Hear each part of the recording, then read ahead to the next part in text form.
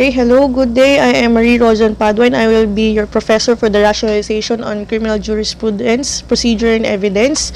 I graduated in PCCR in 2011, cum laude, and I took my board exams in March 2012 and I landed top 6. Then I finished my Juris Doctor at the De La Salle University in 2016. Currently, I am a government employee, a part-time Herbalife coach, and a part-time national lecturer for the Criminology Board examinations.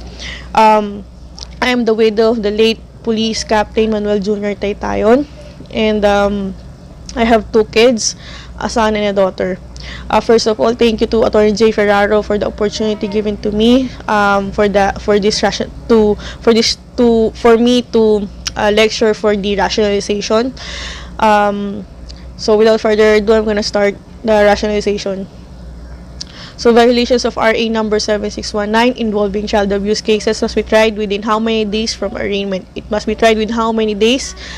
The answer is 3 days. Number 2, violations of RA 9165 on dangerous drugs must be tried within how many days from your arraignment?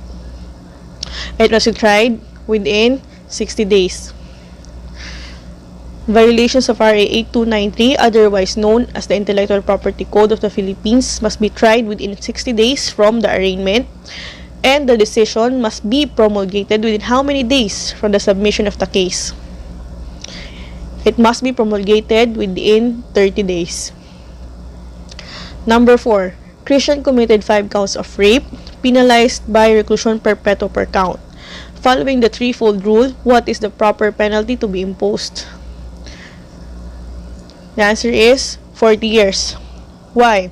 Article 70 of the RPC states that if multiple penalties could not be served simultaneously, the imposed penalty may be executed successively in the order of their severity. If that's so, bakit hindi siya times 3? Because Article 70 also provides that the convict can only serve limited. The maximum duration is 40 years. So the maximum duration is 40 years only. Under Article 70, a convict can only be punished only up to 3 times the most severe penalty imposed, and such maximum should not exceed 40 years. So the answer is 40 years. Suppose you were charged of 20 counts of estafa with the penalty of arresto mayor per count. Applying the threefold rule, what is the proper penalty to be imposed?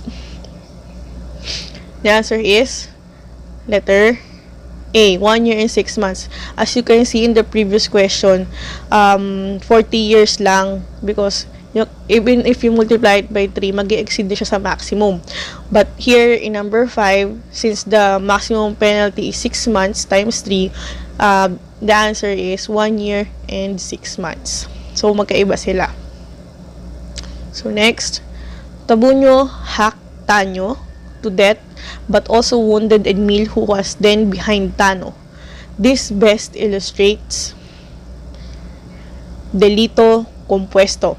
So ano ang pinagkaiba ng delito compuesto, delito complejo, continuous crime at saka composite crime? Delito compuesto is a compound crime when a single act constitutes 2 or more grave or less grave felonies. Then, delito complejo naman is when an offense is necessary means for committing another offense. While continuous crime or delito continuado is a single crime consisting of series of acts arising from a single criminal resolution or intent not susceptible of division. What is composite crime naman? Composite crime is a special complex crime which is specifically provided by the revised penal code. So there is a specific provision for it.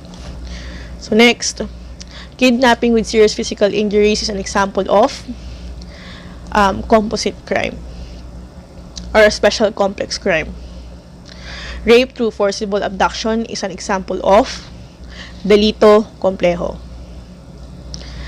Number 9, A, B, C, D, and E living the same compound. They all have roosters in their houses. One night, Z took one rooster from A, B, C, D, and E, this best illustrates a continuous crime. In relation to the previous question, number 10, A, B, C, D, and E living in the same compound. They have roosters in their houses. One night, Z took one rooster each from A, B, C, D, and E. How many charge of theft will you charge X? So, 5 yung ninakawan niya A, B, C, D, and E. So, how many charges of theft will you charge Z? It should be Z, not X. So, may mali sa akin. The answer is 1 count of theft only. Why? The act of taking the roosters in the same place and the same occasion cannot give rise to the distinct appropriations or intentions that characterize separate crime. This is a settled case in People versus De Leon. Next question, the penalty prescribed by law for felony shall be lowered by how many degrees for the accessory and consummated felony? This is 2 degrees. So it is lowered by 2 degrees for the accessory and consummated felony. This is Article 53 of the Revised Penal Code. Number 12, the state has the authority under this power to define and punish and to lay down the rules of criminal procedure. It is police power. What is expropriation? Is the power of the state to take property for public use. Taxation is the power of the state to impose tax. And eminent domain is the power of the government to take private property for public use. So next, a term of international law which signifies the immunity of certain persons who, although in the state, are not amenable to its laws. This is extraterritoriality. So that's letter B. So what is extraterritoriality? It is diplomatic immunity and diplomatic immunity for a state of being exempted from the jurisdiction of local law. Then intraterritoriality, yung letter C, is within the territory. It means the law applies to you within the territory of the country. Then what is pacta sunt servanda? It literally means that the agreement must be kept. This is an international tactic, should be upheld by all the signatories in the treaties.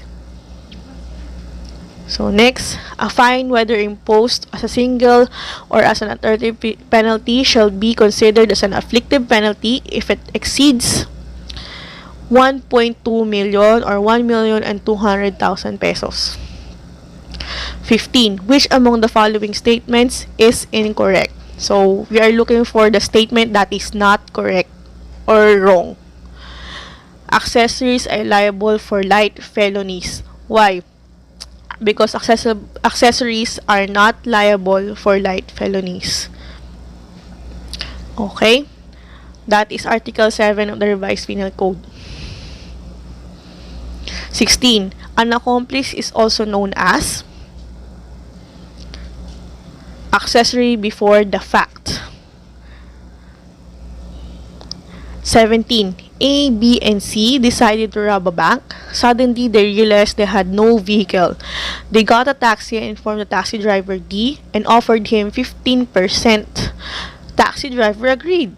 They searched for a lookout and saw the balut vendor E, who also agreed. What are the criminal liabilities of A, B, and C? They are principals by direct participation. Why direct participation? Because they were the ones who directly robbed the bank. What is the liability of the taxi driver? D. He is an accomplice. Why is he an accomplice? Because he cooperated with previous or simultaneous acts. 19. What is the liability of the balut vendor E? He is also an accomplice. Just like the taxi driver, previous or simultaneous act will become a accomplice. 20. A, by deceit, took a diamond ring of his friend B. Afterwards, she went to C, who has a pawn shop. She informed C that it was swindled and offered it at a very low price. C displayed it in the store. What crime is committed by A? A committed estafa. Why? Because the problem already said the elements of deceit, and it is already mentioned in the problem that it was swindled. So the crime committed is estafa. What is the criminal liability of C, if any? C is an accessory. Why? Because C had, although C knew that the ring was swindled, he displayed it in the pawn shop. C had the tendency to gain from the swindling. So next, A and B are brothers. A killed their father. Later, B arrived and saw the body of their father. Both A and B placed it in the trunk of the car to dispose of the body. They got caught. What is the liability of A? A is principal by direct participation to the crime of parricide. Why? Why only A? Because it was only A who killed his father. What is the liability of B, if any? He is exempt. Why? Because when he arrived, the father was already dead, and he was there to help to hide the body of the crime. So he is an accessory. But according to Article 20 of the Revised Penal Code, natural and adopted brothers or sisters are exempt from criminal liability if they are only accessories. So since he is an accessory, he is exempt. I hope that's clear. So next, 24. What is the proper order of payment of the pecuniary liabilities of the offender? The proper order of payment of pecuniary liabilities of the offender is reparation of damage caused, indemnification of consequential damage, fine, cost of the proceedings. So that is letter A. So next, if the convict has no property with which to meet the fine, he shall be subject to a subsidiary personal liability at the rate of how much per day? 537 pesos for each amount equivalent to the highest minimum wage rate prevailing in the Philippines at the time of the rendition of judgment of conviction by the trial court.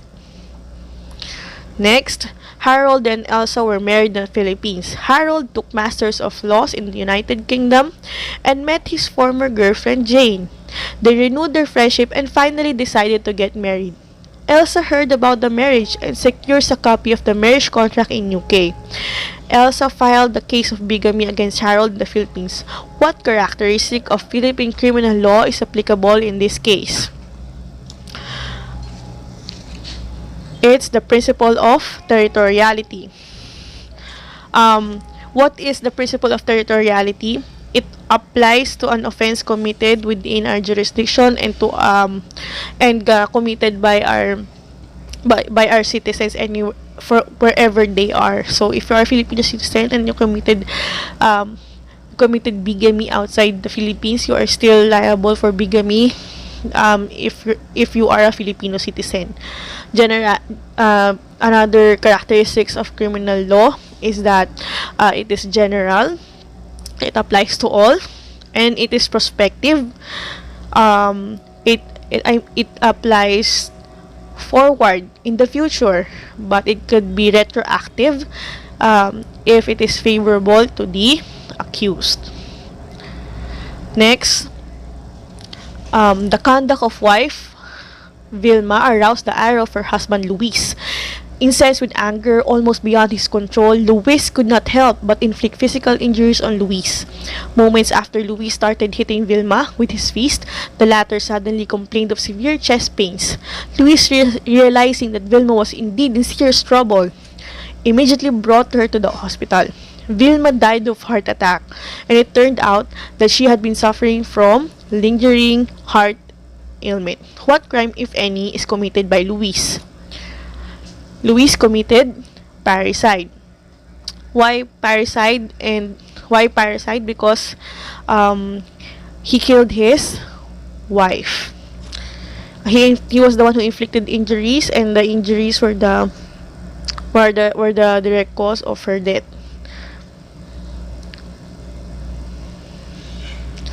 Next, at the height of an altercation, Moy Moy shot Mikmik, but missed hitting Bonbon, instead resulting in the death of the latter.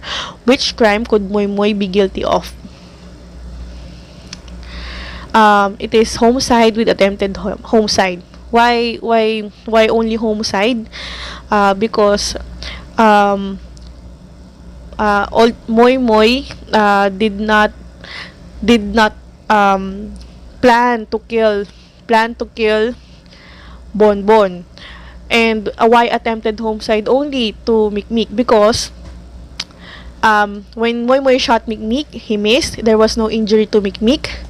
Then he missed. Then Bonbon was hit behind. Bonbon died. Then Bonbon died. Then there is homicide. Since there was no aggravating circumstances, it's only homicide. So it's homicide and attempted homicide. So next, Vladimir chanced upon three men who were attacking Jeff with fist blows. John, one of the men, was about to stab Jeff with a knife, not knowing that Jeff was actually the aggressor because he had an earlier challenged a three men to a fight. Vladimir shot John as the latter was about to stab Jeff. The fact best illustrates a valid defense of a stranger. So, what are the elements of a valid defense of a stranger?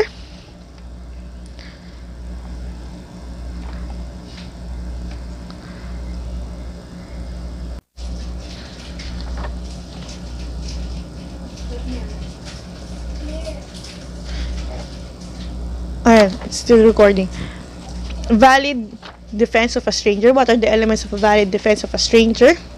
Unlawful aggression, reasonable necessity of the means employed to prevent or repel it, and that the person defending be not induced by revenge, resentment, or evil motive. So what are the elements of a valid self-defense? Unlawful aggression, reasonable necessity of the means employed to prevent or repel it, and lack of sufficient provocation on the part of the person defending himself.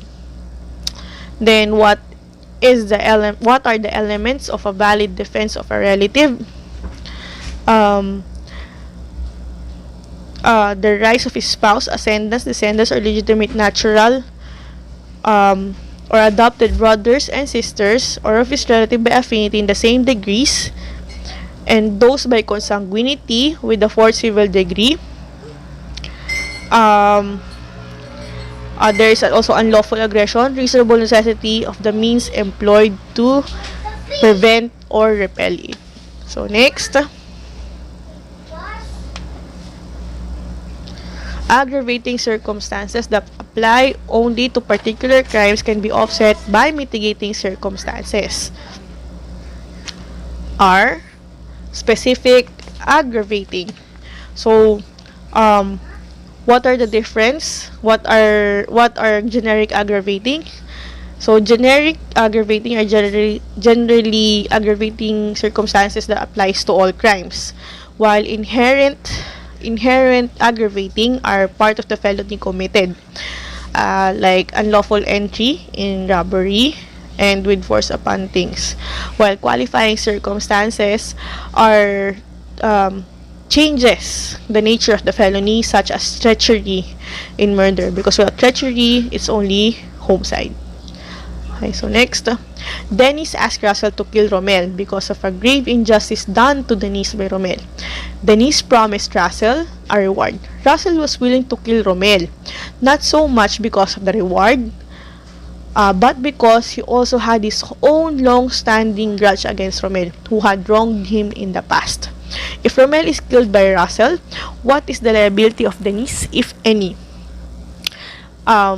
Denise is not liable. Why? Because Romel killed Russell. Russell killed Romel Russell killed Gromel not because of the award that was promised to him by Denise, but because of his long-standing grudge, his personal feeling, and it's not the reward. So because of that personal grudge, he killed Gromel. So Denise is not liable for anything. Okay? So next. Alan, a detention prisoner, was taken to a hospital for emergency medical treatment. His followers, all of whom were armed, went to the hospital to help him escape. The prison guards, seeing that they were outnumbered and that the resistance would endanger the lives of other patients, declared to allow the prisoner to be taken by his followers. What crime was committed by Alan's followers? It is delivery of prisoners from jail. This is actually Article 156 of the Revised Penal Code, which says, any person who shall remove from any jail or penal establishment any person confined therein. So, ma'am, this is a hospital. It is not a jail or a penal establishment. Also, it is mentioned in Article 156 that it may be committed outside said establishment by taking the guards by surprise. So, the followers went into the hospital, outnumbered the guards, and took Alan, okay? So, it's delivery of prisoners from jail. So, next. Alfie killed his wife under exceptional circumstances.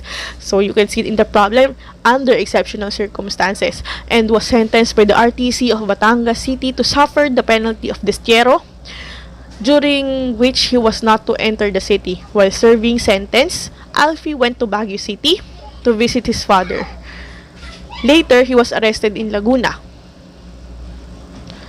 What crime was committed by Alfie, if any?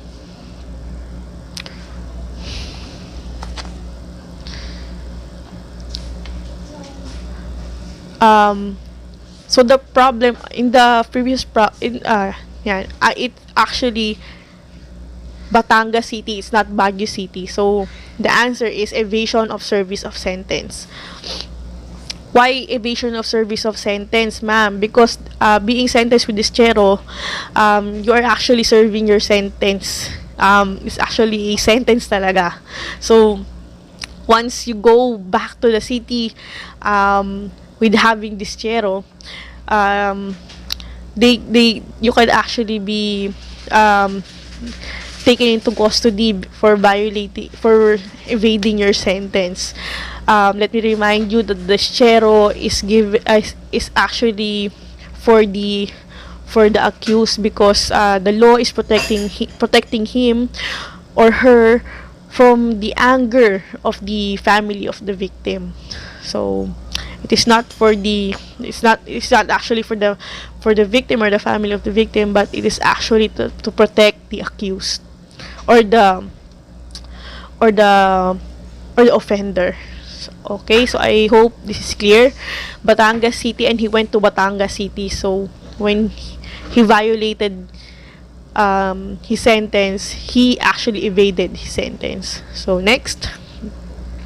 Suppose there is a crime in the preceding question, where should the case be filed? It's actually either A or B. It could be filed in Batangas City or in Laguna where he was arrested. Rica testified against Pablo in the latter case. Pablo was acquitted on December 10, 2010. On December 10, 2016, Pablo filed a case of giving false testimony against Rica.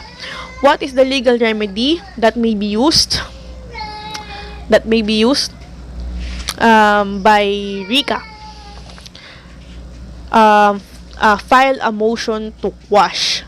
While motion to quash, it is filed by the accused before entering his plea. To challenge the complaint for insufficient of evidence or apparent in its face. Here The prescription of the crime is 5 years for false testimony. So on its face, it cannot be filed anymore.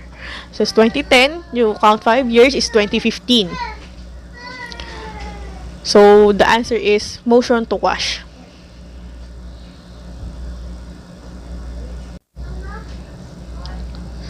Okay, so moving forward. What is the ground that should be used by RICA in the preceding question? So I think I answered it earlier, prescription of crime. So prescription here is 5 years. It prescribes in 5 years. So it was committed in 2010. It only filed in 2016. 2016. So 5 years already elapsed. It already prescribed. So next, who among the following may issue a search warrant that may be used and served anywhere in the Philippines in certain cases? Executive judges of RTC Quezon City and City of Manila. Which of the following has the authority to issue a freeze order in money laundering cases? The Court of Appeals. So next, who among the following may not be charged of qualified bribery? Judge. Why? Because Article 210 of the Revised Penal Code provides that bribery can only be committed by those who prosecute and apprehend. So police officers apprehends, prosecutors, they're the ones who prosecute. Judge, they don't prosecute and they don't apprehend offenders. So it's letter C.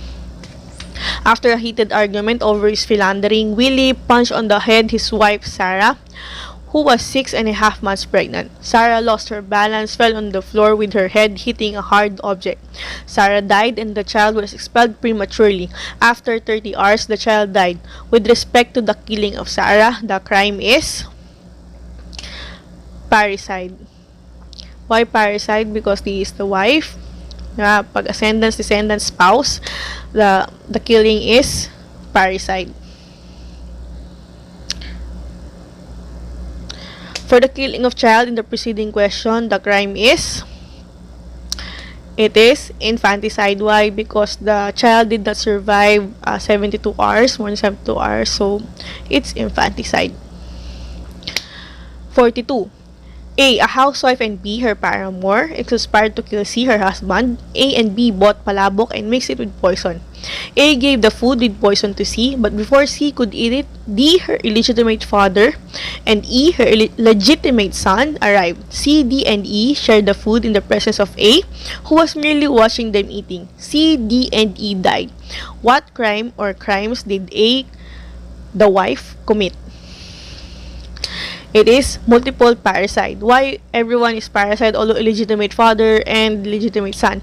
Again, the provisions of the Revised Penal Code provides that when you can commit parricide when you kill your spouse, your ascendants, descendants, illegitimate or legitimate children, and your parents. Okay? Parents kasama siya sa ascendants. 43. In connection with the preceding section, what crime was committed by B in killing C? It is murder. With respect to the death of D and E, what crime or crimes did commit? 2 counts of homicide. Why merely homicide? Because he was not a part of the plan to kill D and E. He only planned to kill the husband and not the father and the son of the wife. So next, Taguro, a security guard assigned at a graveyard shift, went home earlier than usual. He proceeded immediately to their bedroom to change his clothes. To his surprise, he found his wife, Cordafia, making love to another woman, Marga. Taguro got a knife and killed Cordafia. This is an example of Parricide. Why parricide and not death under exceptional circumstances? Again, the provision specifically provides that you should catch your spouse making love with another man, if you a man or a woman other than you. But in this case, it was the husband who catches his wife, but not with another man, but with another woman. So it doesn't fall with the elements of the death under exceptional circumstances. So the crime committed is parricide. Next, anti-hazing law requires that before hazing or initiation rites may be performed, notice to the school authorities or head of organization shall be given how many days before the conduct of such rites? 7 days. They are given 7 days to notify. Kapag may ganito, they notify the school and the head of organizations. So next, Ara boarded a taxi on her way home from a party. Because she was already tipsy, she fell asleep. Lloyd, the cab driver, decided to take advantage of the situation and drove Ara to a deserted place, where he raped her for a period of 5 days. What crime or crimes did Lloyd commit? It is kidnapping and serious illegal detention with rape. It is kidnapping since there was deprivation of liberty and victim is female. Kidnapping and serious illegal detention, then raped her. This is actually a special complex crime. While A, B, and C, and D were robbing a bank, policemen arrived, a firefight ensued between their bank robbers and the responding policemen, and D was killed. With respect to the death of D, what crime did A, B, and C commit, if any? They committed robbery with homicide.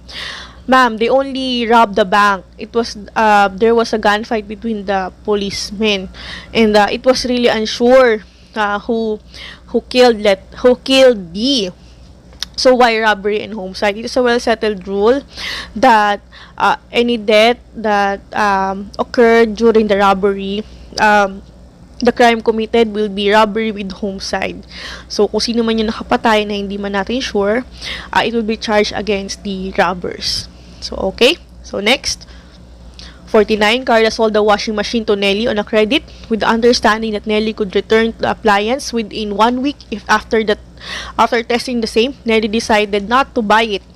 1 week lapsed without Nelly returning the appliance. Carla found out that Nelly had sold the washing machine to Sheila. What crime did Nelly commit, if any? The answer is no crime. Why? Carla lent the washing machine on credit. So, Nelly had the option to return it if she did not want the washing machine. But instead, she decided to keep it, but instead of using it, she sold it. So, Nelly can only demand for the payment of, Carla can only demand for payment from Nelly because Nelly Nelly decided to keep the washing machine and sell it to another person, and because of that, the proceeds, maybe she sold it in a higher price, binenta niya eh. Now Carla cannot demand the return of the washing machine after 1 week because the agreement was that if you decide not to keep it or to buy or not to buy it, then you have to return it for me. But here, Nelly decided to keep it and buy it, so Carla can only demand for payment. So there is no theft and there is no estafa. So next, it is a remedy available to any person whose right to life, liberty, and security has been violated or is threatened with violation by an unlawful act or omission of a public officer, employee, or of a private individual or entity. This is writ of amparo. So, what is habeas corpus, habeas data, and the writ of kalikasan? Habeas corpus or the great writ of liberty is devised as a speedy and effectual remedy to relieve persons from unlawful restraint and as the best and only sufficient defense of personal freedom. So what is habeas data? It is a remedy available to any person whose right to privacy in life, liberty, or security is violated or threatened by an unlawful act or omission of a public official or employee, or of a private individual or entity engaged in gathering, collecting, or storing of data or information. So how about writ of kalikasan? What is writ of kalikasan? A writ of kalikasan is a legal remedy designed for the protection of one's constitutional right to a healthy environment. So that's it. So next number, halfway through, 51. If an information was filed in the RTC Pasay City, charging an accused with homicide and he was arrested in Caloocan City, in what court or courts may he apply for bail? Any of the above. He can apply bail in RTC Pasay City or in RTC Caloocan City. And METC, Caloocan City, in the absence of any RTC judge. So kung walang RTC judge na available, he can file bail on the METC, Caloocan City. Next, it is the duty of a party to go forward with the evidence to overthrow prima facie, however you pronounce it, it's still correct. Prima facie evidence established against him. This is burden of evidence. So, burden of proof is a duty placed upon a civil or criminal defendant to prove or disprove a disputed fact, while direct evidence proves a challenged fact without drawing any inference.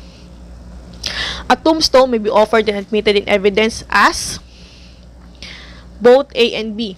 So a tombstone can be offered as an evidence, as an object evidence, if you want to prove the existence of the tombstone itself. You want to prove that there is really a tombstone. So it can be offered as an object evidence. But how about a tombstone as a documentary evidence? You can offer the tombstone as a documentary evidence if you want to prove the writings on the tombstone. So that is the difference. The object evidence, you want to prove the tombstone itself, while in the documentary evidence, you want to prove the writings on the tombstone. So I hope that's clear. Next, A is the child of the spouses H and W. H sued his wife, W, for judicial declaration of nullity of marriage. In the trial, H testified over the objection of W. Is the objection correct? No, marital privilege cannot be invoked in this case. Why? This is a case between husband and wife, and you cannot invoke marital privilege. So 55, A was accused of having raped B. The court required A to put on a pair of short pants allegedly left by him at the crime scene. The pair of short pants which fits the accused well is direct evidence. So that is direct evidence. Corroborative evidence is corroborating evidence that tends to support a proposition that is already supported by some initial evidence, therefore confirming the proposition, while direct evidence is the evidence that directly proves that the crime is committed. Prima facie evidence is although directly connected to the crime, it can be refuted. So next, when to make an offer of an object evidence? After the presentation of the testimonial evidence. So testimony muna ng witness mo, then you offer the object evidence. In an action to recover money paid in settlement of an account, in stock transactions, plaintiff is bound by his own testimony that the transactions were gambling transactions, so as to preclude recovery by him. This illustrates a prima facie evidence. So although it confirms that there was a crime committed, it is still refutable. So what are circumstantial evidence? cumulative evidence, facts or information that proves what has previously been established by other information concerning the same issue, while conclusive evidence is evidence that cannot be contradicted by any other evidence. So, a witness is required to take an oath of affirmation before testifying is an example of prophylactic rules. So, what are prophylactic rules? These are rules that apply beforehand to prevent risk of falsity or mistake.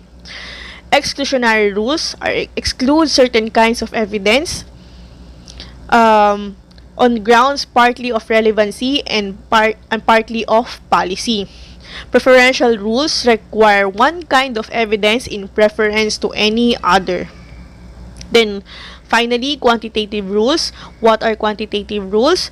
Require certain kinds of evidence to be produced in specific quantity.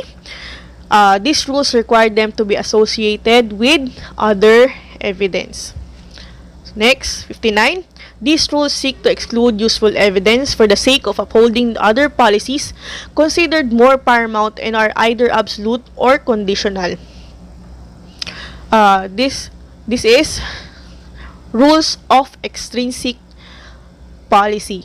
So, I think I already defined the other rules, the prophylactic. So, analytic rules is subject certain kinds of evidence to rigid scrutiny so as to expose its possible weaknesses and shortcomings.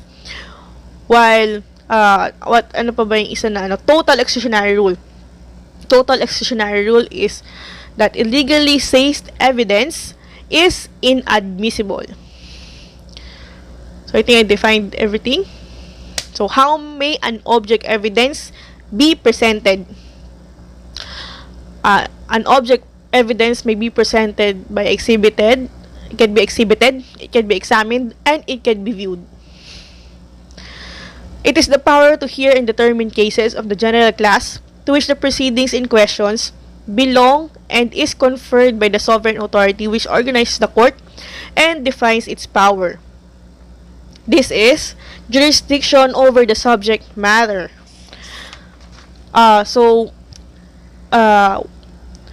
Jurisdiction over the person of the accused is acquired upon either his apprehension with or without warrant or his submission to the jurisdiction of the court. While jurisdiction over the territory is where the crime was committed. For example, if it was committed in QC, QC has the jurisdiction. 62. Libel is punished by prison correctional. Which court has jurisdiction over libel cases? RTC. When an offense has in fact just been committed and he has probable cause to believe based on personal knowledge of facts and circumstances that the person to be arrested has committed it. This is the doctrine of hot pursuit. So this is actually under Rule 113 of the Rules of Court, Section 5.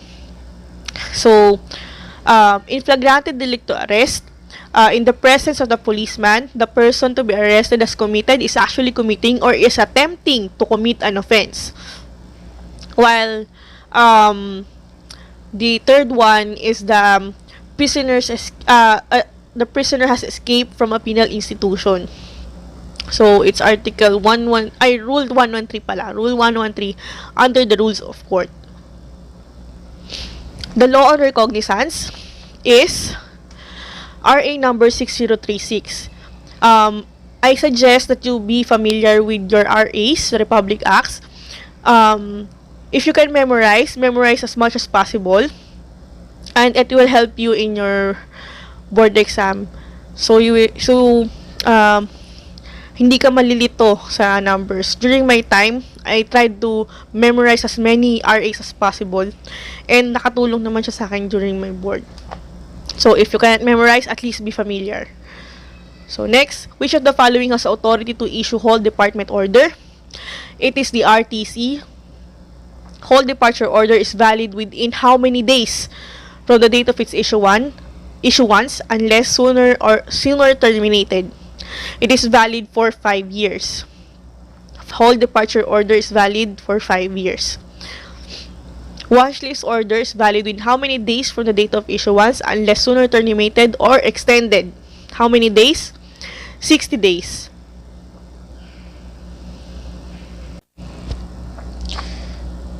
So next,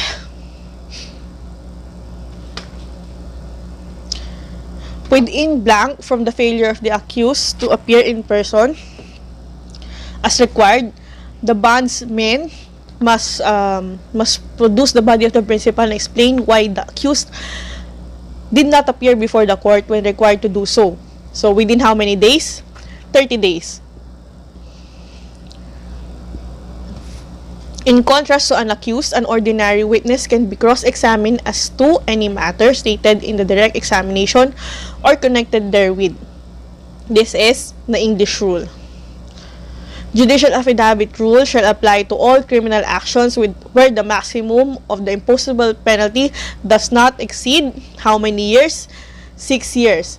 So, where the maximum penalty of the imposable penalty does not exceed 6 years, the judicial affidavit rule shall apply.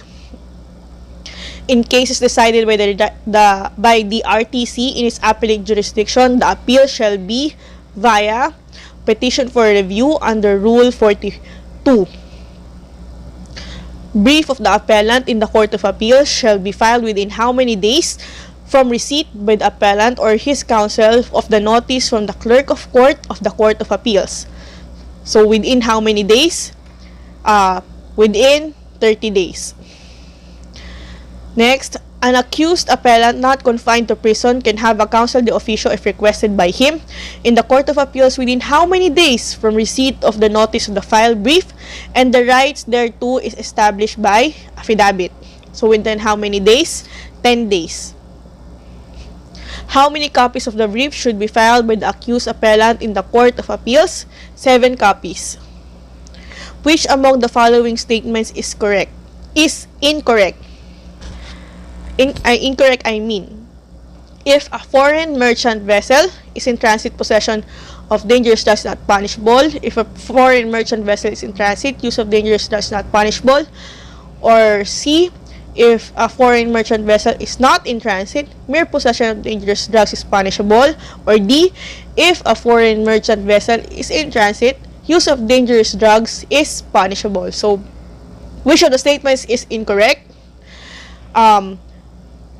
A, C, and D are all correct. B is the statement that is incorrect. If a foreign merchant vessel is in transit, use of dangerous drugs is not punishable. Why is it incorrect?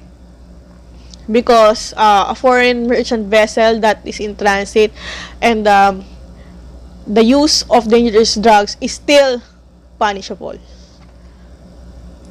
76. It is the portion of the acts of the offender where he has no more control of the same.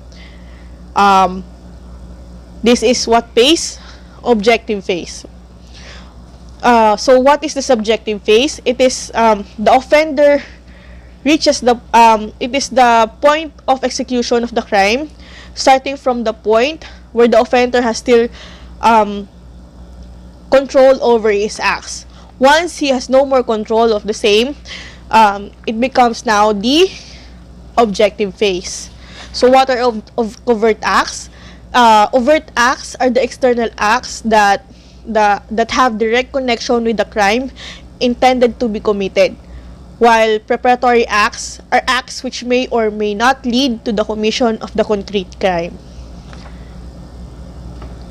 Next, if it is proven that two or more persons aim their acts toward the accomplishment of the same unlawful object, each doing a part so that their acts, although apparently independent, were in fact connected and cooperative, thus indicating a closeness of personal association and the concurrence of sentiment, this is the doctrine of implied conspiracy.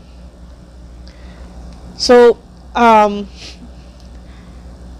doctrine of acquiescence means silence means yes, or silence shows consent. The doctrine act of one account call is the actually doctrine of because it's actually conspiracy also, but it's not a doctrine. The doctrine of express conspiracy, this one is implied, while in express conspiracy, the offenders expressly agreed in the commission of the crime, and they decided to commit it. So they said yes, and they went on committing the offense. While in the implied conspiracy, although they did not expressly say that they agree in committing the crime, they have aimed to the same unlawful object and took part in accomplishing the same. So I think that's clear. So next, proposal of the following felonies are punished under the RPC except proposal to commit sedition. So this proposal to commit insurrection, proposal to commit rebellion, and proposal to commit coup d'etat are all punishable under the revised penal code except proposal to commit sedition, because the RPC does not provide for it. The 79, an attack with physical force or with a weapon which shows the positive determination of the aggressor to cause injury. This is actual unlawful aggression. 80. Okay, last 20 questions. Voluntary release of the victim within 3 days in illegal detention is specific mitigating circumstance.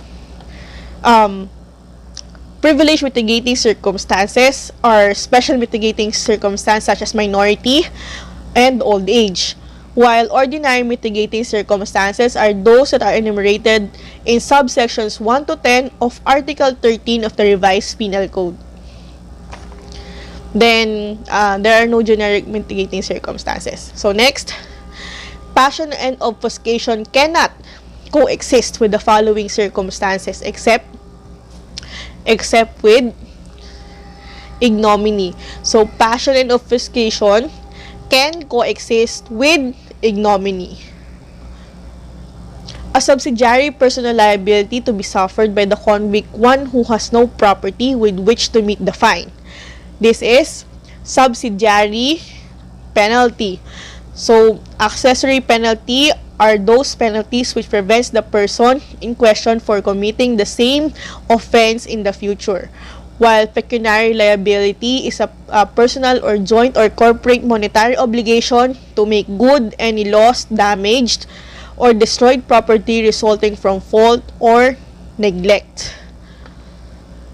The following are accessory penalties of reclusion perpetua and reclusion temporal, except a suspension from public office, profession, or calling. The total convict of the penalty for the last crime of which a convict has committed and the additional penalty for being habitual delinquent must not exceed how many years? 30 years. The law adjusting the amount or the value of the property and damage on which the penalty is based and fines imposed under the Revised Penal Code, RA 10951. In connection with the preceding question, the said law took effect on 14 September 2017.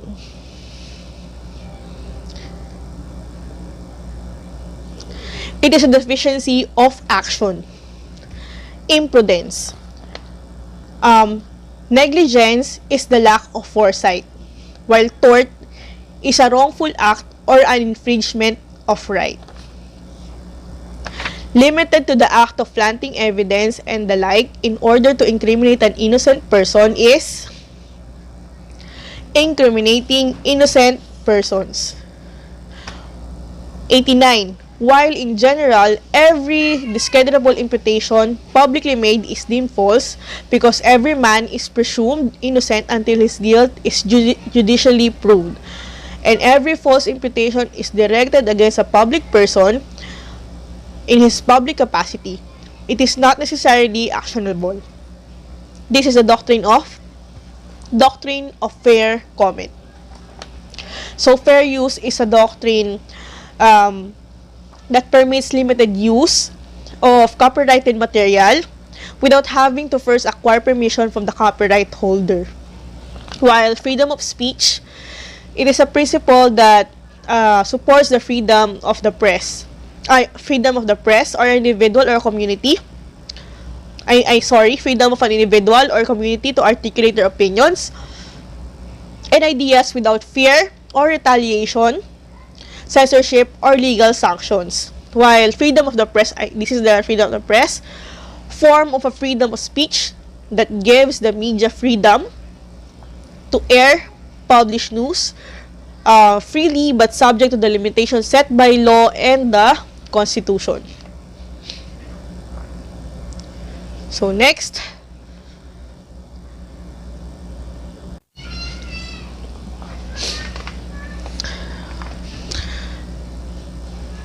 so 90, still recording. Okay, 90 questions. Okay, last 10 questions. So defamation through an amplifier system is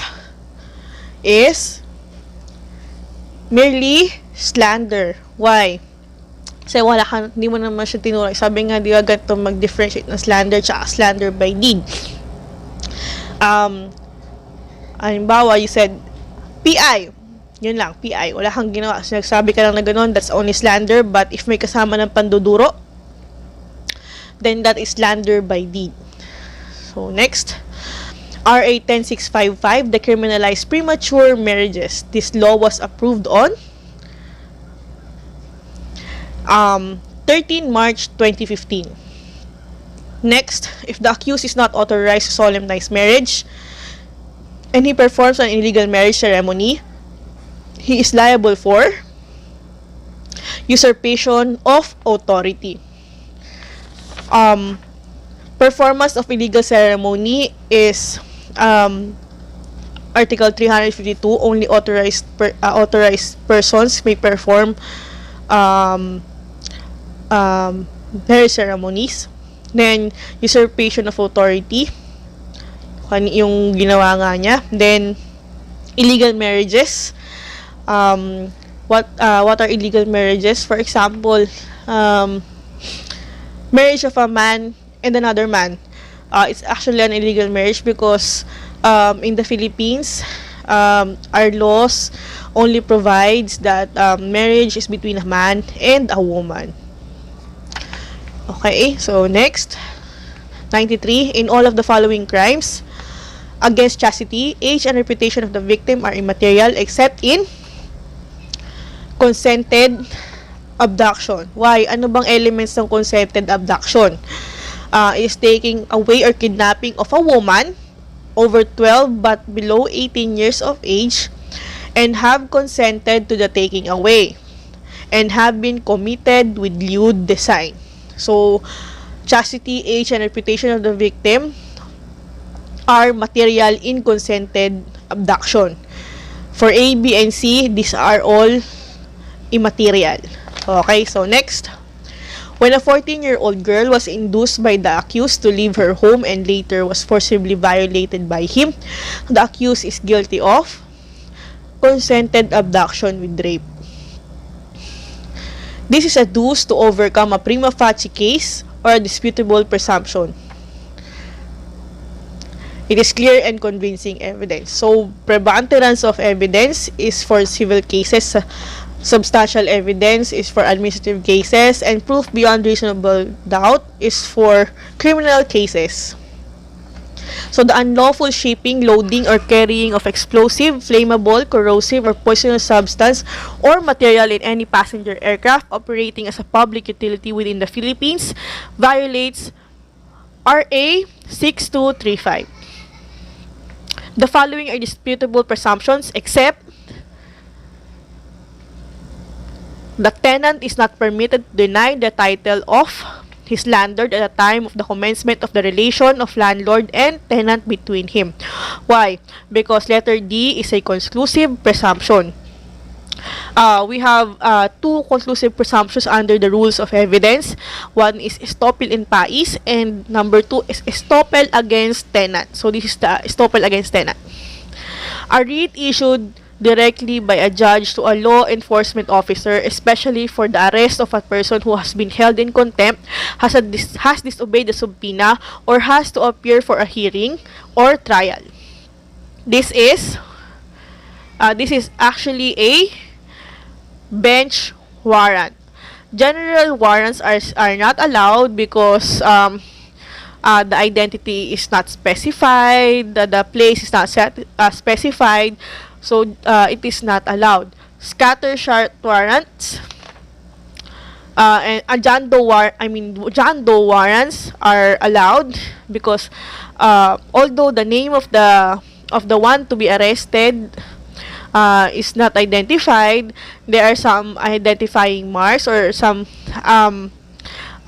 descriptions that can identify that person. For example, the height, the complexion, the tattoos, ano pa ba? That height, ganon. So it's allowed, John Doe warrants. So 99, order in the examination of individual witness. So the order is direct examination, cross-examination, redirect examination, and recross examination. And last question.